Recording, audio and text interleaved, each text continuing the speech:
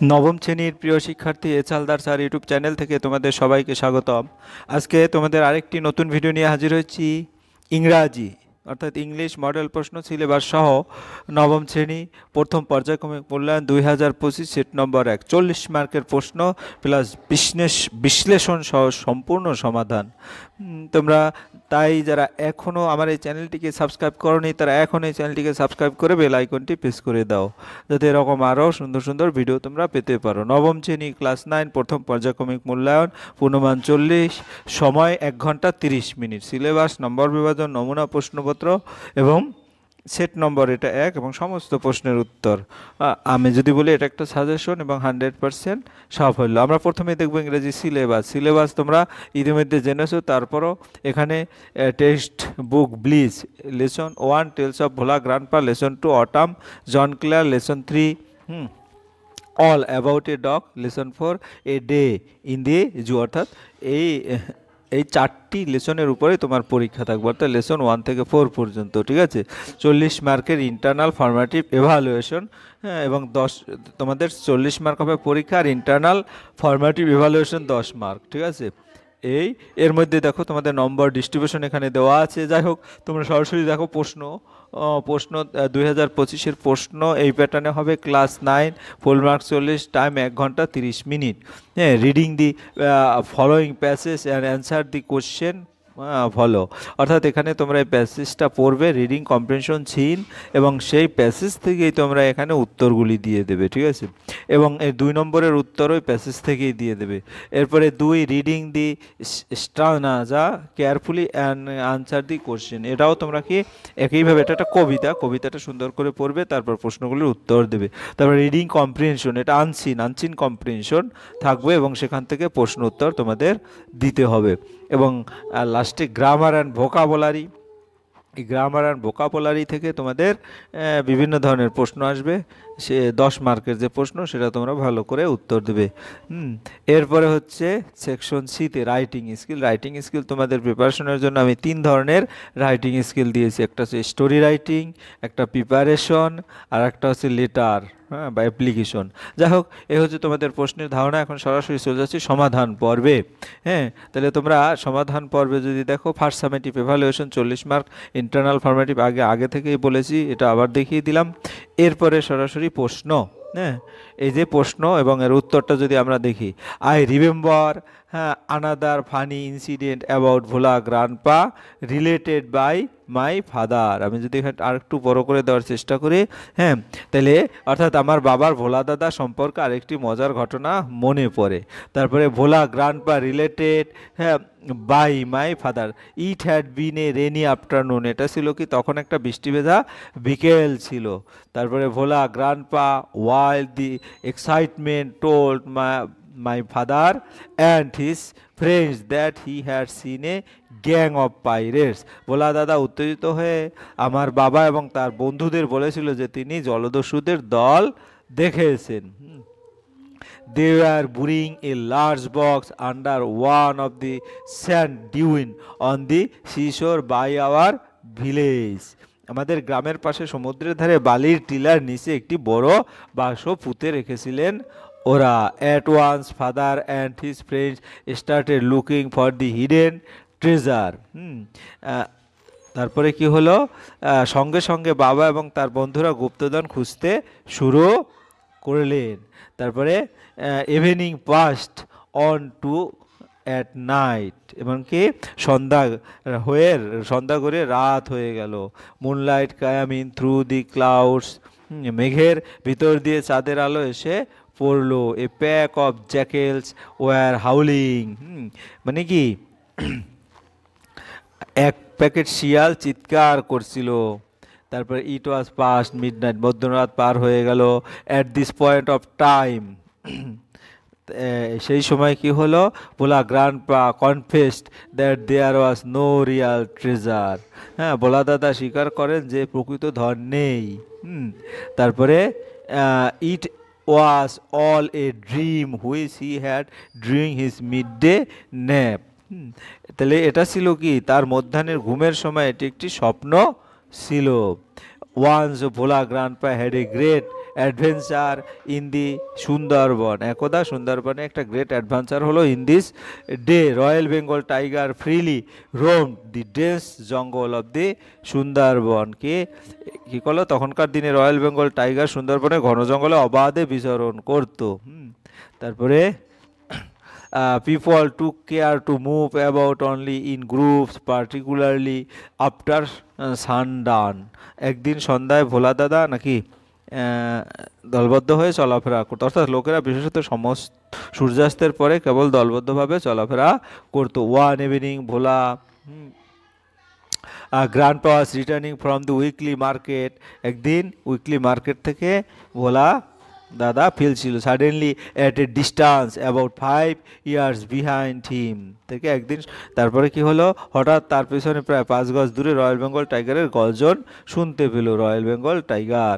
Bhola grandpa turned and found the bright guess of the tiger on his face. হ্যাঁ, ভোলা দাদা মুখ ফিরিয়ে বাঘের উজ্জ্বল দৃষ্টি দেখতে পেলেন। যাই হোক, এই হচ্ছে তোমার গল্প। Bhola grandpa had seen gang of pirates. Write the correct answer. Correct answer দিতে পারে the seashore in the forest at the river bank in his midday nap. It was in his midday nap. After sunset, people used to go out for outdoor in group because a robbers, snakes, Royal Bengal tiger, pirates, Royal Bengal tigers. On saying the tiger, Bhola grandpa climbed up the neem tree, banyan tree, mango tree, banana tree.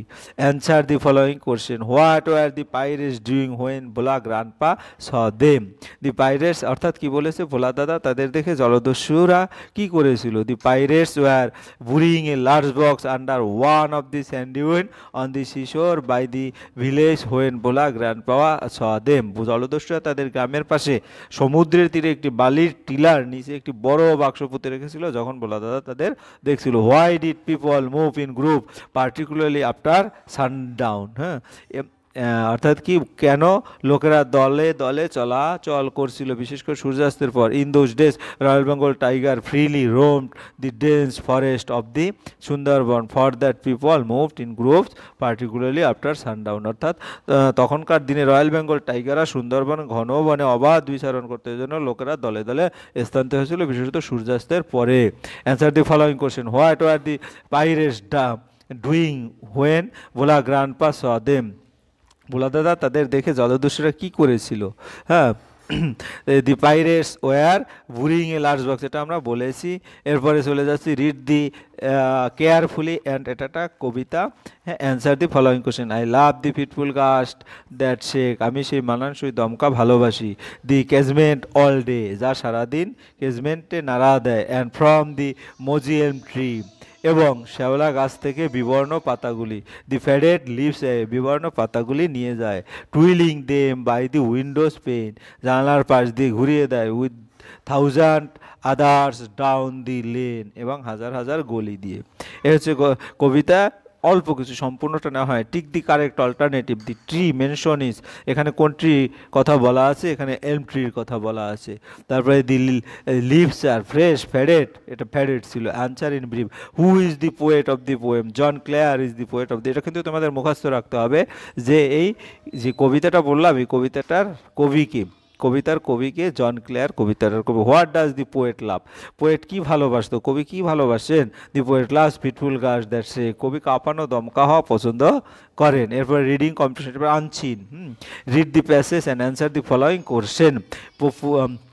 Popularly called the miserable, আমরা যদি এটা একটু বড় করে দেখি, না, হ্যাঁ, কি popularly called the missile man of India APJ Abul Kalam rose humble beginning and earned, হ্যাঁ, the reputation of being the people's president হু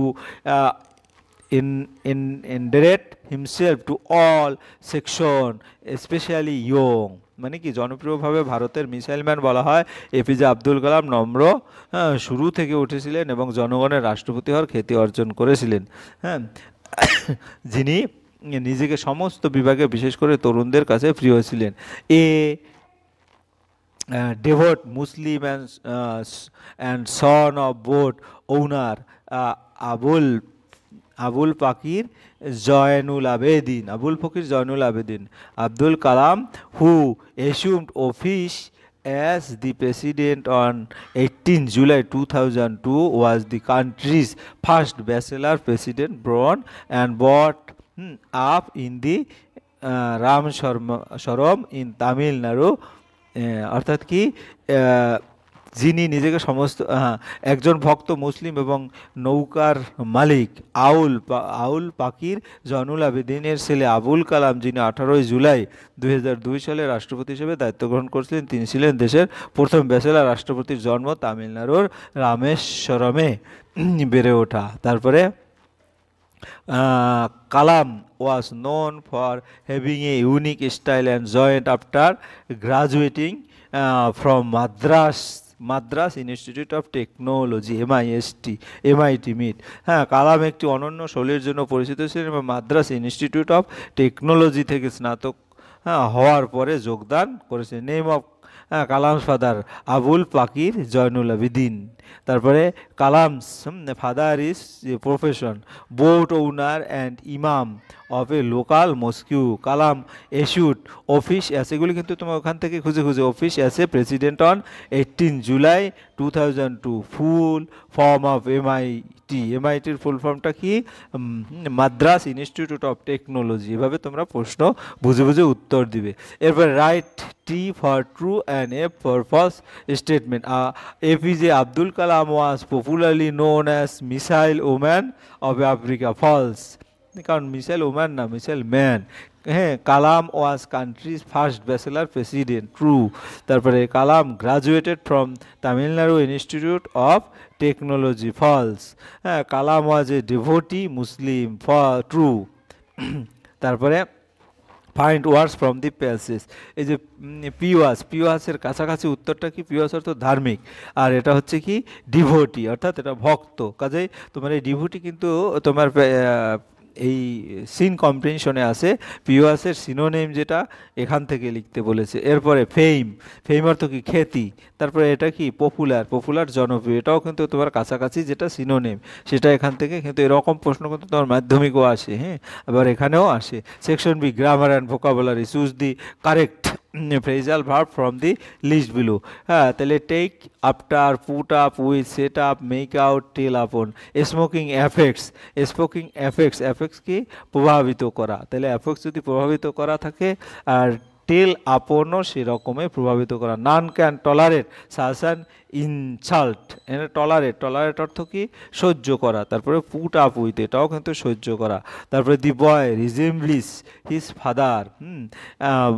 বালকটি অনুরূপ হিজ ফাদার। আমরা একজনকে দেখি না, ওকে ওর বাবার মতো দেখতে, এটাকে বলে রিজেম্বলি। তাহলে টেক আফটার। তারপরে our school was establish in 1947। এই যে এস্টাবলিশডের ফুল যেটা এখান থেকে পাবো, সেট আপ, প্রতিষ্ঠিত। তো এই হচ্ছে এভাবে উত্তর দেবে। Do as directed, only graduate can apply for the post. Negative বলতে no one other than graduate are eligible for the post, অর্থাৎ অর্থ একই থাকবে কিন্তু সেন্টেন্সটা নেগেটিভ করতে হবে। অর্থাৎ অনলি গ্র্যাজুয়েট, কেবলমাত্র গ্র্যাজুয়েটরা এই পোস্টে আবেদন করতে পারবে। আর এটা অর্থ কি? No one other than graduate ছাড়া এই পোস্টে অ্যাপ্লাই করতে পারবে না, একই কথা। Gandhiji believe in violence use prefix. হ্যাঁ, তা প্রিফিক্স ইন বলছে ইন ভায়োলেন্সের in non violence. Who taught you English. Change the ভয়েসটা চেঞ্জ। বাই হোম, হু থাকলে সেটা বাই হোম হয়ে যায়। Was English taught to you. A poet can not but be gay. Use help. হ্যাঁ, a poet could not help being gay, অর্থাৎ help ব্যবহার করে। তারপরে the old man was too weak to carry the load. Omit too. The old man is so weak that he can not carry the load. The teacher says man is mortal. Narration change the teacher told that man is mortal. Fill in the blanks with article and preposition. Dash those days royal Bengal tiger freely roamed in the dense jungle dash the Sundarban. তাহলে in those days royal Bengal tiger, in হবে, আর এখানে of the Sundarban, ঠিক আছে। এরপর হচ্ছে writing স্কিলে যদি আমরা যাই, use the following flow chart to write a paragraph within 100 words. List plucked from garden, brought, factory, spread in tray, dried in heated room. হ্যাঁ, তারপরে cut in the shredding machine, sent to hot oven, pass through sibling machine, tea leaves separated according to size. তারপরে preparation of টি, আকার অনুযায়ী চা পাতা এবং আলাদা করা চা পাতার প্রস্তুতি। টি ইজ এ, আমরা যদি এখানে একটু বড় করে দেখি, leaf tea is considered as an energy giving drink throughout the world. চা সারা বিশ্বে শক্তি প্রদানকারী পানীয় হিসেবে বিবেচিত। Most of us drink tea as it's refresh us when we tired. হ্যাঁ, আমরা অনেকেই চা পান করি কারণ এটি ক্লান্ত হয়ে পড়লে আমাদের সতেজ করে। The main ingredient of tea is tea leaf. চায়ের প্রধান উপাদান চা পাতা। তারপরে tea leaf preparation is very easy task. হ্যাঁ, চা পাতা তৈরি করা খুবই সহজ কাজ। In the factory the producer has to follow some step to prepare tea leaf. কারখানায় চা পাতা প্রস্তুত করতে উৎপাদনকারী কিছু ধাপ অনুসরণ করতে হয়। At first tea leaves are plucked from tea garden. প্রথমে কি করতে হয়, প্রথমে চা বাগান থেকে চা পাতা তুলে নেওয়া হয়। Then the leaves are brought to the factory. তারপর গাছের পাতা কারখানায় আনা হয়। তারপরে next they are separate in tray. পরবর্তীতে তারা ট্রের মধ্যে ছড়িয়ে যায়, স্প্রিট ছড়িয়ে দেওয়া হয়। In the next step they are dried in heated room. তারপরে পরবর্তী ধাপে এগুলো উত্তপ্ত করে শুকানো হয়। হ্যাঁ, after completing it the leaves are cut in shredding machine. তারপরে গাছের পাতা কারখানায় আনা হয়, পরবর্তীতে ট্রের মধ্যে পাতাগুলি সেরা মেশিনে কাটা হয়। Then the substance is sent to hot oven. কাটার পরে কী হয়, তারপর পদার্থটি গরম চুলায় পাঠানো হয়, হট ওভেন, তাই তো। তারপরে now it is sent to sieving machine to grade to different size of tea leaves. তারপরে কী করা হয়, এটি সম্পূর্ণ করার পর পাতাগুলো সেরা মেশিনে গ্রেড করার জন্য এটি চালনি মেশিনে পাঠানো হয়। তারপরে next the tea leaves are packed properly in aluminium container. তারপর এরপর চা পাতাগুলো অ্যালুমিনিয়ামের পাত্রে সঠিকভাবে প্যাক করা হয়। After that the container are sealed and label. তারপরে পাত্রে সিল করে লেবেল দেওয়া হয়। Thus the tea leaf preparation is completed. এভাবে চা পাতার প্রস্তুতি সম্পন্ন হয়। At last the tea leaf is ready for sale. সবশেষে চা পাতা বিক্রির জন্য প্রস্তুত। এই হচ্ছে তোমার প্রিপারেশন যেটা বলি বা প্যারাগ্রাফ বলি। এরপরে হচ্ছে রাইট এ স্টোরি। স্টোরি বলতে হবে তোমাকে একটা, কি আছে, এ goat was passing jumped into the well, Fox came with the help of goat, foolish goat died in the well, titled the Canning Fox and the Stupid Goat. One day fox was wandering in search of food. একদিন একটি শিয়াল খাবারের খোঁজে ঘুরে বেড়াচ্ছিল। It came across a well and peeped into it. একটি কূপ পেরিয়ে এসে তাতে উকি দিল। But in luckily it fell into it. কিন্তু দুর্ভাগ্যবশত এটি এর মধ্যে পড়ে গেল। There was however no water inside. ভিতরে অবশ্য জল ছিল না। It was not too deep. এটা খুব গভীর ছিল। Yet the fox could not get out of it. তবুও শিয়াল এটা থেকে বের হতে পারেনি। With the passage of time the fox grew tense. তারপরে কি ছিল, সময়, তবুও শিয়াল এটি বের, সময়ের সাথে সাথে শিয়াল উত্তেজনা বাড়তে থাকে। তারপরে he could not hear a goat passing by the well. হ্যাঁ, তিনি ছাগলটি শুনতে পেল যে একটি ছাগল কুয়ার পাশ দিয়ে যাচ্ছে। He began praising the sweetness of the water. সে জলের মিষ্টতার প্রশংসা করতে লাগলো। The goat peeped in well. হ্যাঁ, তারপরে কি হলো, ছাগলটি উকি দিল গর্তে, তাই তো।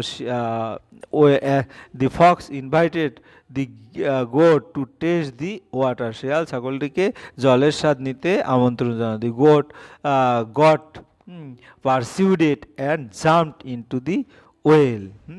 শিয়াল ছাগলটিকে জলের স্বাদ, যখন ছাগল রাজি হয়ে কূপে ঝাঁপ দিল। As soon the goat was in the Fox lift আপন ইট অ্যান্ড গট আউট। তারপরে কি ছাগল ঢুকতেই শিয়াল তার উপর লাফ দিয়ে বেরিয়ে গেল। হ্যাঁ, the goat reminded in the well bleating, ছাগলটি কূপের মধ্যে রয়ে গেল। এই হচ্ছে তোমার স্টোরি। এরপরে আমরা আর একটা যদি বলি সেটা হচ্ছে কি write a letter to the headmaster headmistress, একটা লেটার লিখবে হেডমাস্টারের কাছে উইদিন 100 ওয়ার্ডস। হ্যাঁ, তাহলে তোমার to the headmaster headmistress ABC high school Cooch Behar West Bengal leave of absence সারমেন্ট I beg to state that I am Anirban Saha is an obedient student of your school. I read in class 9 section B and my roll number is 28. With due respect, I inform you that I will not be able to attend my class from 5/8/2022 10/8/2020. I used to go home to see my grandmother for her severe illness. She has been suffering from severe attack for last 2 days and my family wants my help. So therefore I request you to grant my leave of absence for those days only so that I can visit my ailing grandmother. Thank you. Yours obediently Anirban Saha address. এই হচ্ছে তোমার total লেটারটা, আমি স্পিডে পড়লাম। যাই হোক, তোমরা যদি খুব সুন্দরভাবে ফার্স্ট টু লাস্ট দেখো, এই হচ্ছে তোমাদের কোশ্চেনের প্যাটার্ন বা স্যাম্পল। হ্যাঁ, আশা করি তোমরা এভাবে পড়লে এটা কিন্তু এখান থেকে কিন্তু অনেক জিনিসই তোমরা ভালো করে বুঝতে পারবে এবং সেই অনুসারে যদি অন্যান্য আরও 2-1টি সেট তোমরা যদি ফলো করো তাহলে আশা করি তোমাদের পরীক্ষা ভালো হবে। আজ এই পর্যন্তই। হ্যাঁ, ভিডিওটি ভালো লাগলে অবশ্যই লাইক কমেন্ট শেয়ার করতে ভুলবে না। ভিডিওটি দেখার জন্য ধন্যবাদ। আজ